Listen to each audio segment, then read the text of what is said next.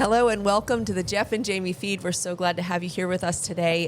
We're going into kind of a different place today because we're going to be talking about the meshing of food and entertainment. I love it. I mean, we try to do that at the restaurants. Oh, for sure. And now other people are stealing our thunder. I don't know that we invented that, Jeff, But yes, I think about that a lot. It's something that completely fascinates me, how the restaurant environment truly is like this theatrical experience. It totally is. We teach our servers that. We make the spaces like that. Everything's incorporated into our dining experience. It is a sense of place. It is a special environment, and we got to, make it cool. Just because I had something in my new book, 11 Tables, about this exact topic, I brought a little excerpt to read. Oh, yeah, let's hear it. Okay. All right. Eating and entertainment are meshing in the dining environment. Guests are there to eat, yes, but dining is also an interactive form of entertainment. The strategic, intentional creation we work toward is imperative for building out and maintaining relevant dining rooms. If we do it right, the guest's enjoyment is part of the act. I love it. Well, I feel That's that really way so deep, much. because you're kind of finishing on the people dining are part of the characters. Absolutely. In the story. Yeah, and they don't realize it. That's what's amazing. It's like reality television, like right in the Supperland dining room, Which, by the way, I mean, that's another thing. I mean, we have actually had different television programs filming over there. We've had the Hunting Wives this year over there filming. And they keep coming to eat, which is great. And they keep coming to eat. You guys are welcome anytime you want. That's right. Absolutely. But let's talk about some of the things that we intentionally bring into the dining room to make it feel a little bit theatrical. I mean, we go to great lengths to make sure we have some of those touches. Well, first, the lighting is perfect. You're welcome. Oh, yeah, you are a lighting snob. We know that. What else do we have? Well, I mean, things there at the table. We always want to make sure. We don't want every single dish to have something like a pour over or dry ice or something like that. But we like that to be kind of intermixed into the dining experience.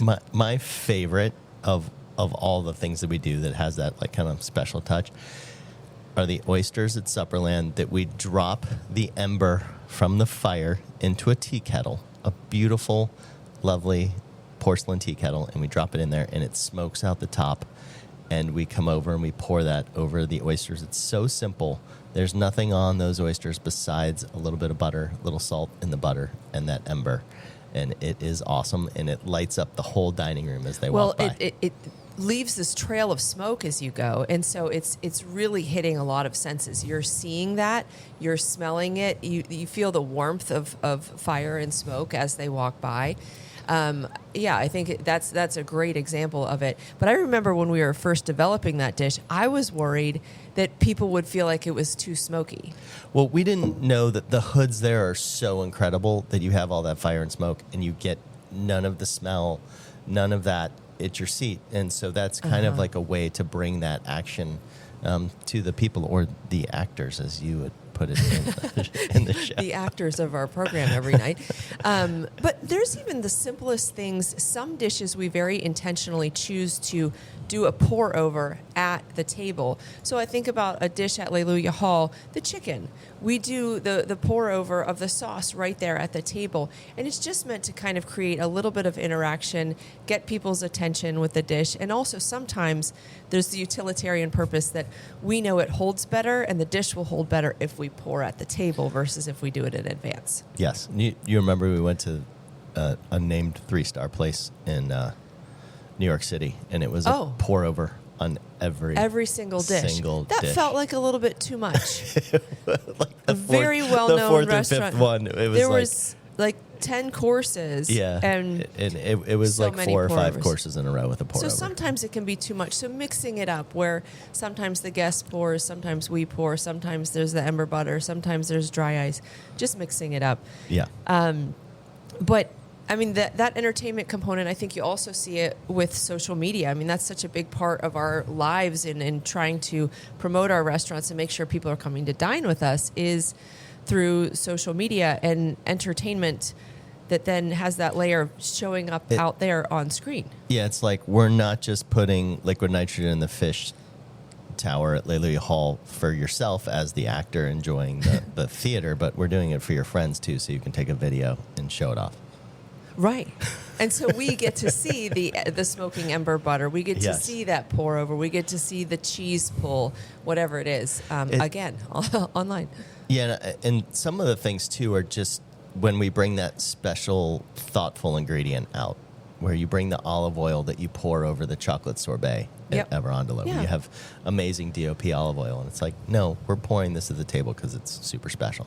So Yeah. take a picture of it and show your friends. Absolutely. Well, and one final entertainment thing that really comes to mind is how our servers and our front of house staff are kind of leading people through a coursed meal or a meal at any one of our restaurants. And I think mostly about Michael Klinger, the way he's a level 3 sommelier. Just an incredible wealth of knowledge that he has. But it's not just that; it's the showmanship that he has, the way he pours, the way he speaks about wine. Now, he was a theater major or drama major in college, and you can see you can tell his gestures and hand motion, and you can tell that he's so passionate about it and loves wine. Yeah, absolutely loves it, and just exuberant at the table. Yeah, it's great. It is great. Well, today we are bringing on a guest who is a little bit unexpected because she is not in the restaurant world. But she's one of my favorite people. I know, she's just wonderful. So Kristen Miranda is going to be joining us today. And Kristen is a longtime WBTV news anchor. She, for many years, was an anchor there, and then she moved into lifestyle as well.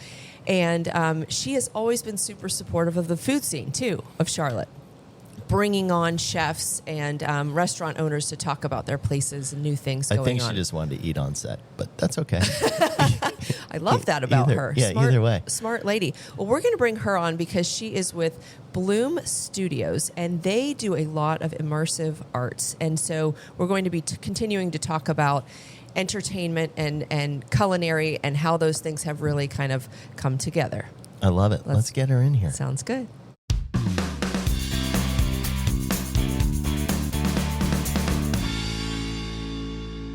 I am so excited to have Kristen Because Miranda. you get to welcome Kristen and I'll stop talking? I am so happy to welcome her because she's welcomed me on her program many times. And you make everyone so comfortable on live TV. You just make it flow and make it so easy. And it's really appreciated.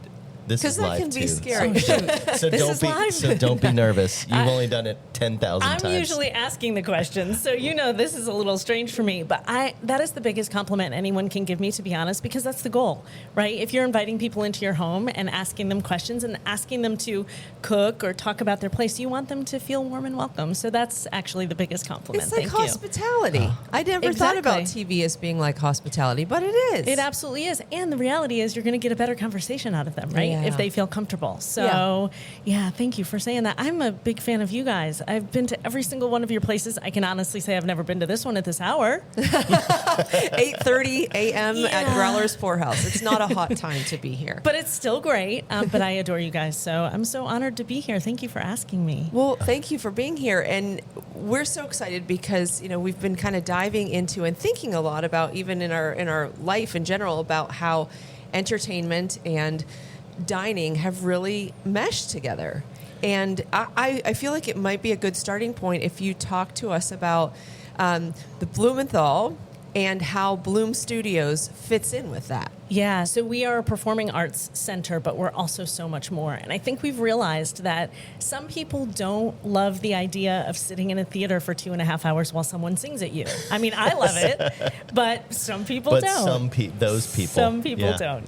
And so I'm not one of those. You don't Except like to be operas. sung at? He hates operas. I don't I really don't we like get sad. the tragedy Opera's tough. Opera's tough. I mean, it's beautiful. I'm so Italian though that you Same. think Oh, jeez. that it would be in my blood. Mm-hmm. Here we go. It is not. He gets sad afterwards. It is. Yeah. It can be an emotional roller coaster for sure. Yeah. But we know that some people don't love it. So we opened Blume Studios a couple of years ago to give an alternative, something that could be more interactive, more immersive. We use the word immersive a lot, and it in the beginning meant something very specific. Now it's so many things.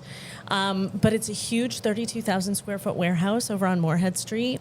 It's on the property of Charlotte Pipe and Foundry, which is now the Iron District. It's going to be a massive mixed use development area eventually, but we're really proud to be the first tenants there. And you guys should be proud, because what I mean, we've been to some of your things over there. The space station immersive thing was so cool. We Our took the kids loved to it that, too. and that's one of the most memorable things I've done in Charlotte. And But then Monopoly was an absolute blast. We went for our son's birthday with just a friend of his. I literally felt like I was on a game show. It was so fun. We didn't win because we kept sabotaging each other. So this other group won. It wasn't right. They think they won, but you guys won in your heart. Really were the winners. It is, that's the neat thing about it. Every time you go to Blume Studios, our intention is that it will be something different. It will always surprise you. It will always delight you, and it will always be new. Good. Yes, it was so cool. I love that you came to both of those. Those are two really great ones. They're great. How do you guys go about actually curating those experiences? It's a really cool process, to be honest. All of those experiences are coming to us from other countries, which is really cool.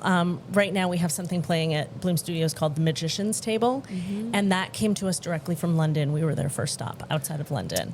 Awesome. And we wanted to talk more about that one, because that one it's additive. This is what we do. You got some people eating, drinking, a magician stopping by. Tell us about it. Yeah, it's really, really cool. So it's so funny that you're talking about this too, because this is a conversation that we are having internally because of hospitality being a show. And I just talked to our food and beverage director the other day about another thing that we recently did called In-Pour Taste, which I'll tell you about in a second. But she was saying the same thing. Hospitality is a show.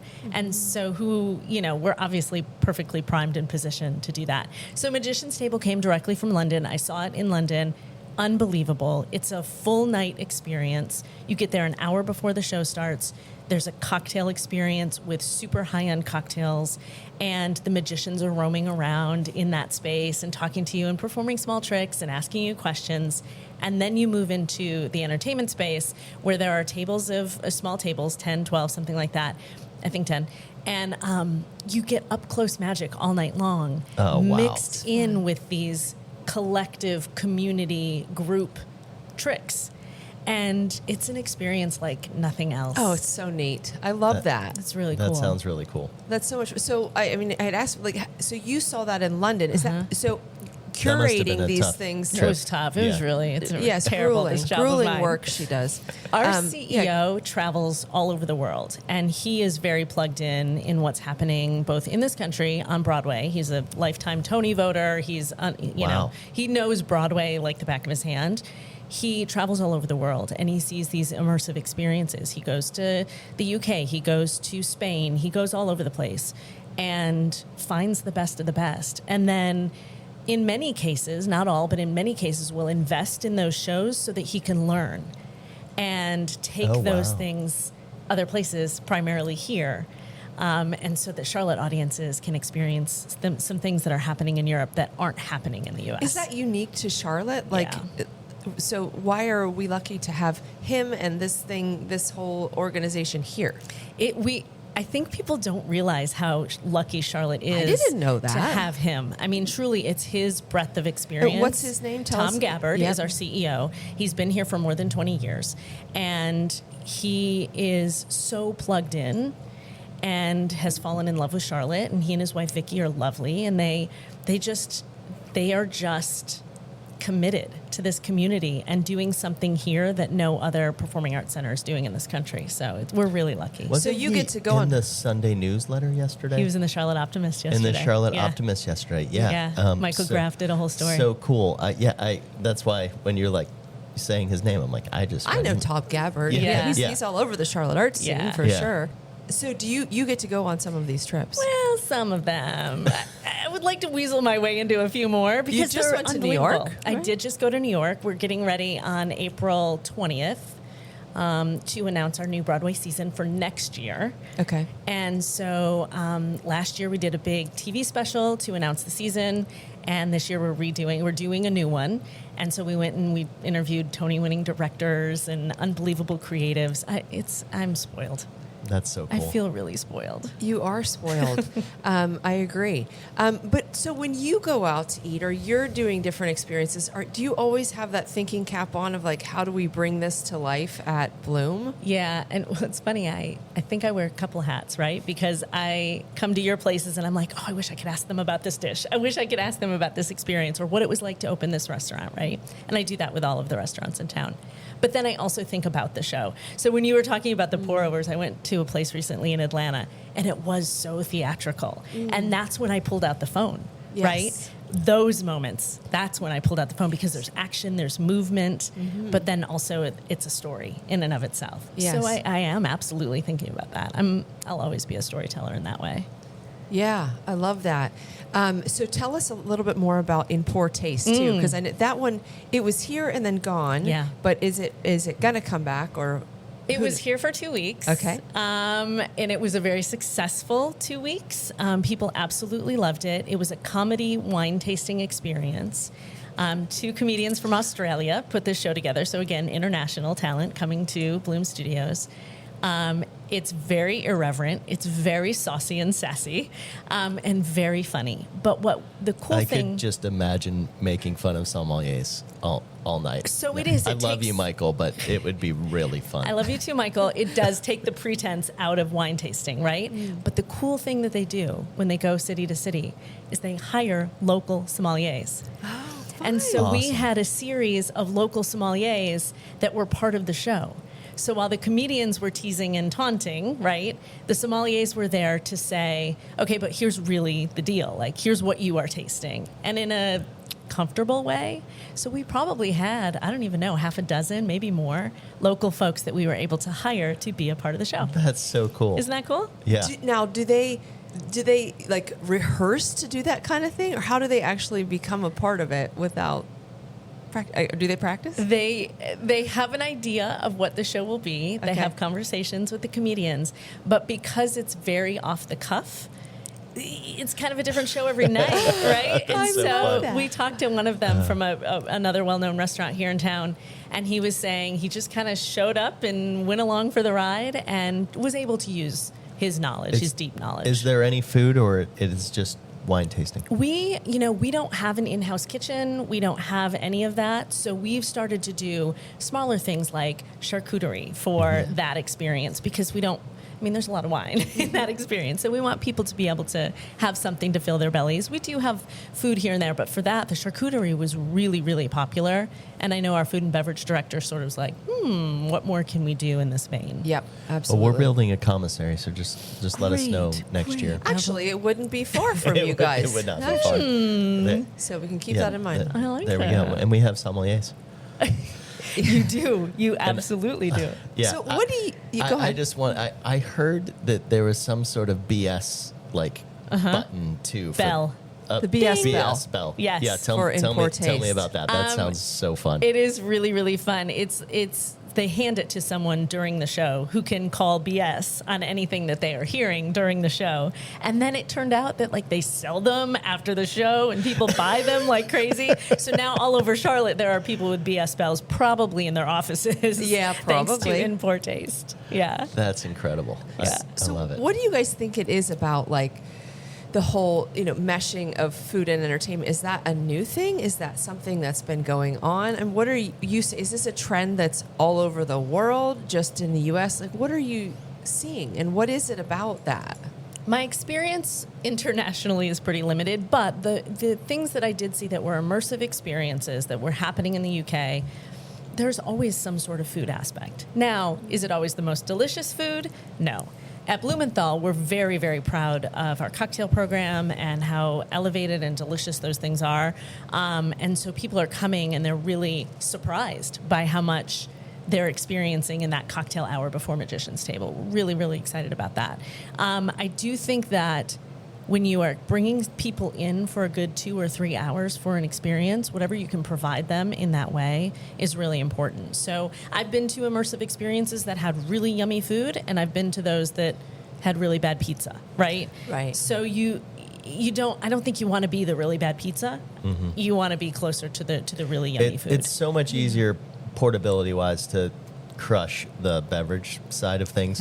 Whenever we get asked to do real like tough events in the middle of nowhere, or even Charleston Food and Wine, I am like, we will rock out the cocktail. That's what we're going to do. And it's so there's so much less stress, but you can put 17 ingredients and put just as much thought and love into that cocktail, but not worry about having to cook and have it go bad. And then people are having a good time. They feel relaxed. They're really enjoying the show. We do have in-house catering, not in-house. We do have a caterer that we use typically at Blume Studios, and we do find that people are renting that space for corporate events or pre-show events, things like that, which is totally possible. And then they can, work with our caterer and do that. Yeah.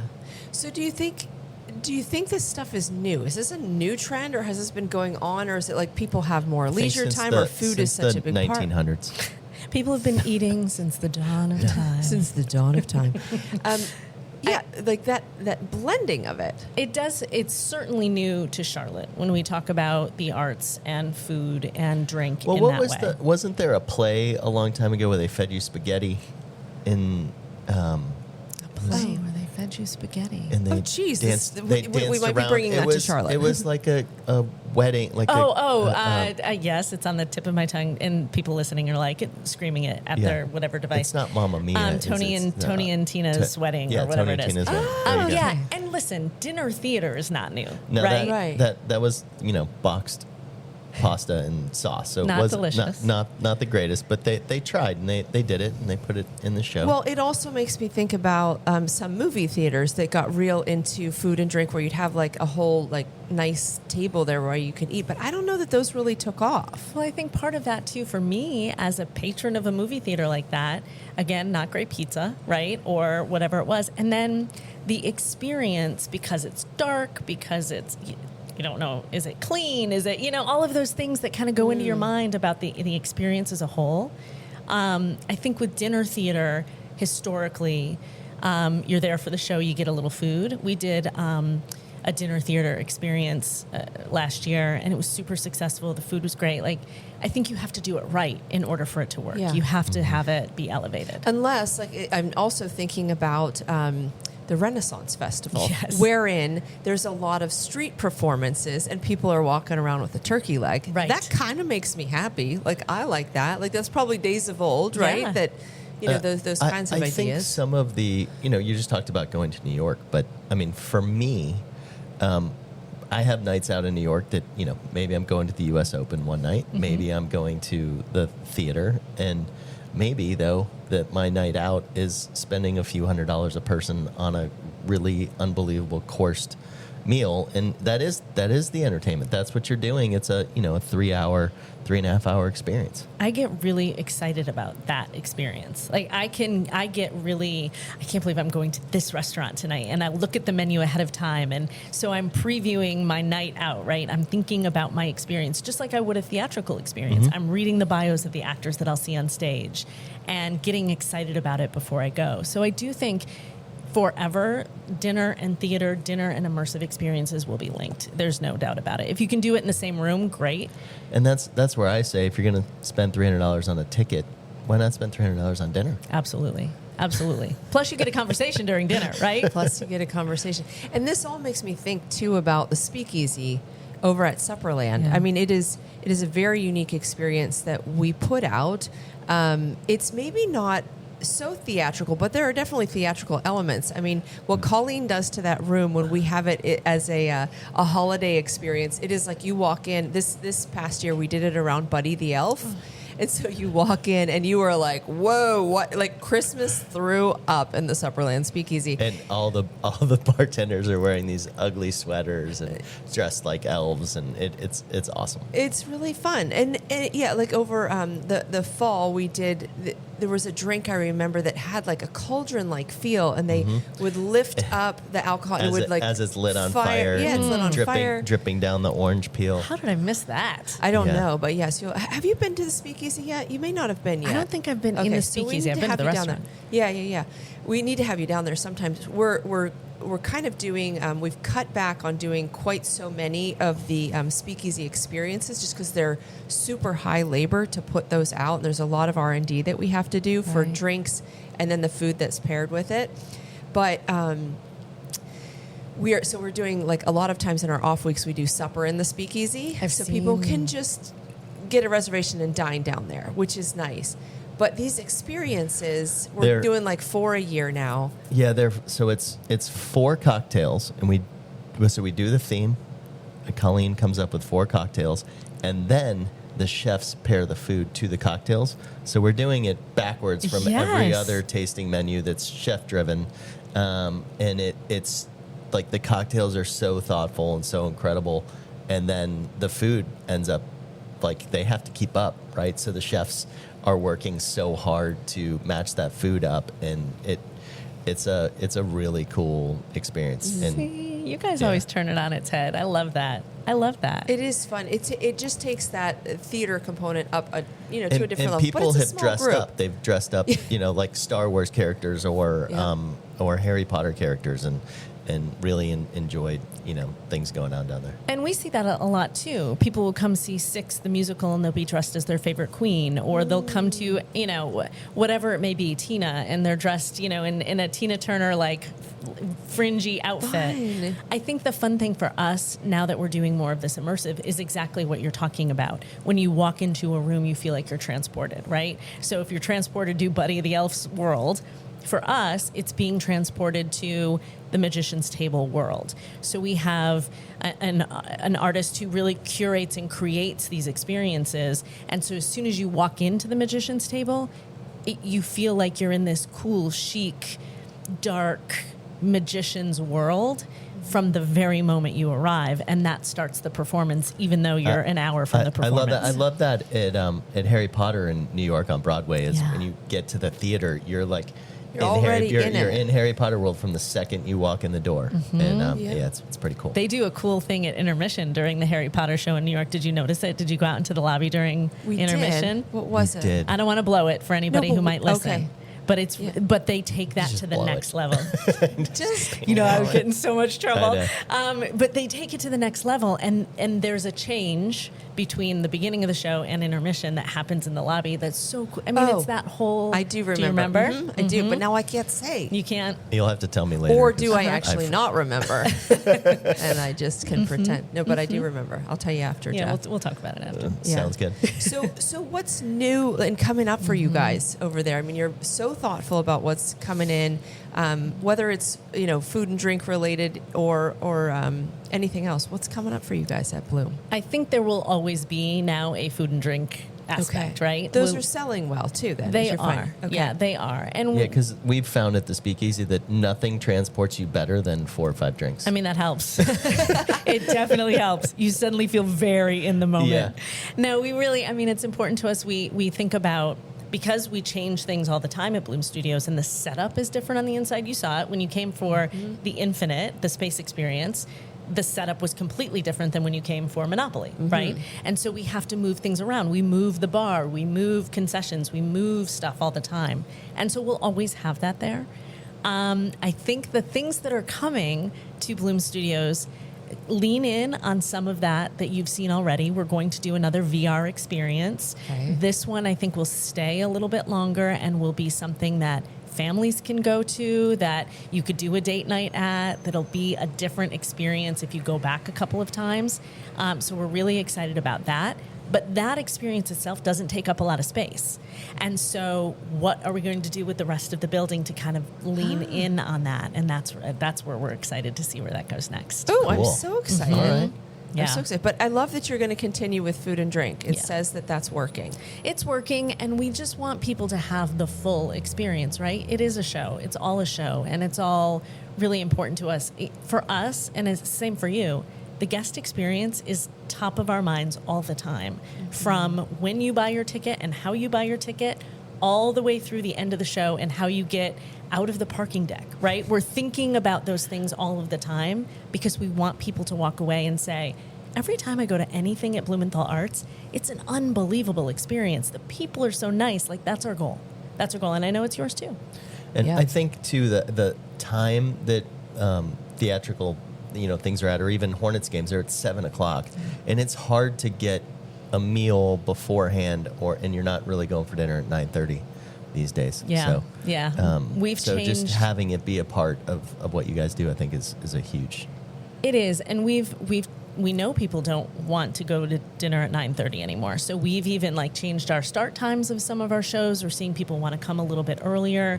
We have wonderful supporters and donors for Blumenthal Arts, and we have something called our Founders Room. You guys have been in our Founders Room, I think. Yes. We have. And it's this beautiful kind of Art Deco-y lounge where we have a bar and a great bartender. JP is the best. But we also have snacks and things for art so that you can come there. You can not go into the show on an empty stomach. You can come in at intermission, get a little snack, have a little chocolate because some people need that halfway through. Absolutely. And so, in different ways, food and beverage are certainly a part of everything that we do and always will be. Do you think I think of the Blumenthal itself as being a much more formal environment and everything. Do you think in the future there will be a little bit of that blending in there too, where it becomes food becomes a part of the experience? Or, I don't know. I can't think how you could do that because the crowds are also so large. I think that's one of the benefits of the magician's table is that it's a small crowd. You can really curate that experience for that small group. It is. It's probably tough for a big group. It can be. There are, not that I'm saying that we're doing this, don't get nervous, Tom, but there are performing arts centers that have ballrooms where they have their own kitchen staff and they do all of that. I think, I don't know that we'll see that here, but I do think having an element of food involved all the time is important too. I know our food and beverage director, and Tom is always looking to make that guest experience even better. So who knows where it goes down the road. I do think Blume Studios lends to that a little bit more because of the slightly more casual nature of it. For sure. You can sit down at a table. And, Blume Studios is open even when there isn't a show happening, right? It's a community space.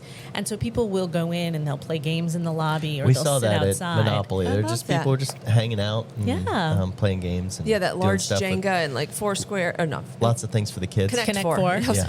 Totally. Yeah. Yeah. And we have other events there all the time that rent the space and do huge events. So we're trying to make it a community gathering space. And with that, you're always going to have food. We've had food trucks out there, all of that. Well, thank you so much for joining us today. This has been so incredibly fun. It's just a fun She's topic. always just the best. Aw. Just so nice. You guys are too nice to me. That's Oh, very kind. Well, you really do make it so easy for everybody. You're very sweet. You're very sweet. I think that there's something that we all can do together, and I don't know what that is yet. We've talked. We're Kristen working and on I it. have had lunch before, and we've talked about some things. What could we do that would be fun? You got Sounds any great. ideas, Jeff? We don't have before enough we going on. No, so you that don't. Sounds great. That's the other Would love thing. to. How are you? How? You I also knew have she'd a turn it on us family. like it's her turn Did. to She's ask a questions. reporter. She's a reporter. But She's used to asking questions. Really, though, how are you? Family, restaurants, bars, book, podcast, PBS show. How are you? How? Well, you're Well- seeing the podcast. Jamie's already written her book.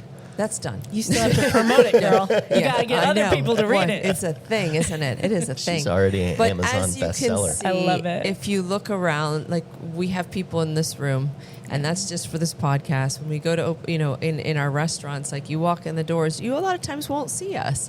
It's because we've got these incredible people who are there actually orchestrating all of the Mostly, restaurants. nobody lets me do anything anymore because It's they know better. they do it better than I do. So really, I don't have much to do because Jeff is getting very good at limited. delegating. Yeah, Jeff's in New York. Let's do all the things. So limited in ability. Yes, that- that's I don't right. think that's true. I think you are the ducks with the smooth on top and the feet going crazy under the water. That's what I, I like think you it. guys are. No. I like it. Well, we're so excited to see what comes next to Blume Studios because we have loved the experiences that we've had.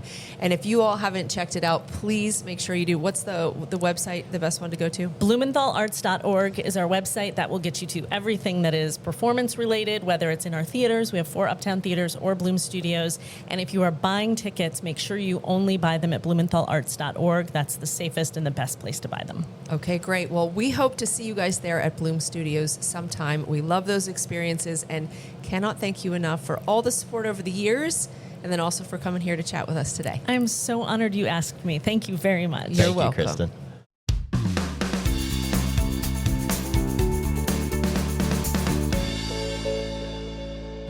Wow, that was so much fun. Kristen she's just unbelievable on the mic and just to hang out with. I love it. But as I look back over the last 2 years, some of the most memorable experiences we've had have been with Blumenthal, going to Hamilton, doing Monopoly, doing the space station. Just incredible things going on there. Oh, absolutely. I think one of my biggest takeaways from that conversation is that they think about their experiences similar to how we think about ours. We're trying to be very thoughtful about every single touch point and every single moment that someone is within our borders. And, I think sometimes we don't think about this part, but she is thinking about that place where when they arrive to park and then walking in and then being greeted, of course, like we kind of meet them at the door, but thinking about that piece kind of getting to the building. Just think about how nice their ticket takers are. And if you don't have their tickets, they'll print them out for you and do all those things. And think about the subtle change from, 10 years ago of where they're not snooty anymore. They let you drink in your seat. Yes. Right? Like with a covered cup maybe. Like or whatever. they are trying to be as efficient as possible at the break, halftime, and get your drink and get back out to your and make seat. sure everybody is enjoying their experience to the utmost. Mm-hmm. And I think we certainly want people to do that as well, and we're always thinking about that. But it's so interesting to see how that really impacts other industries too. How they have to be just as thoughtful because people are spending time and a lot of money. And it's the same thing with us when you go to dine at any of our restaurants. It's not cheap to eat out anymore, No. Unless you're just grabbing a sandwich and running out the door. But it's not cheap. And so they're spending, those hours with you and the money with you. And so making sure that every single moment is really thoughtful. I love it. Well, that was fun. Yes, well, and you, Mr. Hospitality, I know that's stuff that you care about. So, it is. Well, yes, it was a treat having Kristen on. And if you all would just comment, please share. We would love to hear from you guys too. And thanks for listening, and we'll catch you on the next one.